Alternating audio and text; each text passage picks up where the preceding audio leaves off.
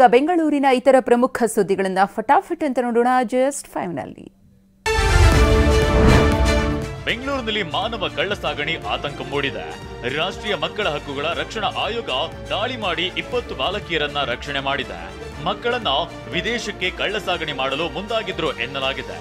Licence ಇಲ್ಲದೆ ನಡೆಯುತ್ತಿದ್ದ ಮದರಸಾ ಮೇಲೆ ದಾಳಿ ವೇಳೆ ವಿಷಯ ಬಯಲಾಗಿದೆ.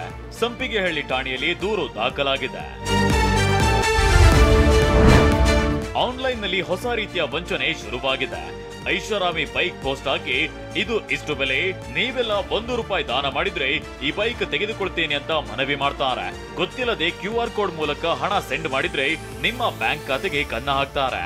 QR ಕೋಡ್ ನಲ್ಲಿ ವೈರಸ್ ಇದ್ರೆ ನಿಮ್ಮ ಮೊಬೈಲ್ ಹ್ಯಾಕ್ ಮಾಡಿ ನಿಮ್ಮ ಕಂಪ್ಲೀಟ್ ಡೀಟೇಲ್ಸ್ ಕದಿಯೋ ಸಾಧ್ಯತೆ ಇದೆ.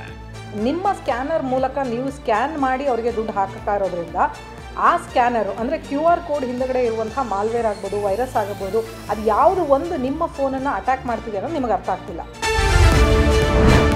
ದೇವನಹಳ್ಳಿ ಏರ್ಪೋರ್ಟ್ ಪಕ್ಕದ ದ್ಯಾವರಹಳ್ಳಿ ಸರ್ಕಾರಿ ಶಾಲೆಗೆ ಸೇರಿದ ಮೈದಾನವನ್ನು ಒತ್ತುವರಿ ಮಾಡಿರುವ ಆರೋಪ ಕೇಳಿಬಂದಿದೆ. ಸರ್ಕಾರಿ ಶಾಲೆಯ ಜಾಗವನ್ನು ಡೆವಲಪರ್ಸ್ ಒತ್ತುವರಿ ಮಾಡಿ ಕಾಂಪೌಂಡ್ ಹಾಕಿದ್ದಾರೆ.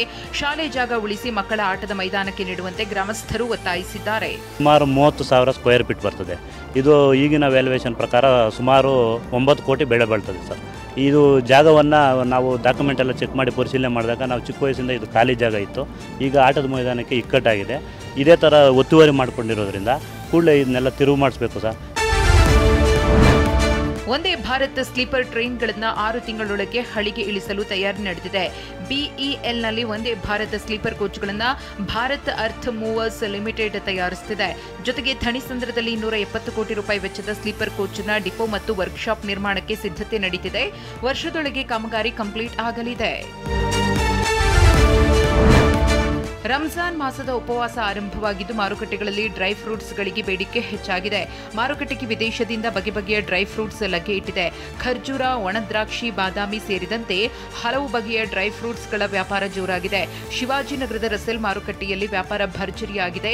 ಬೆಲೆಯೂ ಏರಿಕೆಯಾಗಿದೆ. ರಂಜಾನ್ ಟೈಮಿಗೆ ಎಲ್ಲರೂ ಮೋಸ್ಟ್ ಡ್ರೈ ಫ್ರೂಟ್ಸನ್ನೇ ತಗೊಳೋದು. ಆವಾಗ ಎಲ್ಲರೂ ಗೊತ್ತಿರೋದು ರಂಜಾನ್ ಟೈಮಿಗೆ ಇಲ್ಲಿ ನಮಗೆ ಜಾಸ್ತಿ ವೆರೈಟೀಸ್ ಬಂದಿರುತ್ತಂತ. ಅವಾಗ ಕಸ್ಟಮರ್ಸ್ ಆದ್ರೂ ಯಾರಾದ್ರೂ ಬಂದೇ ಬರ್ತಾರೆ.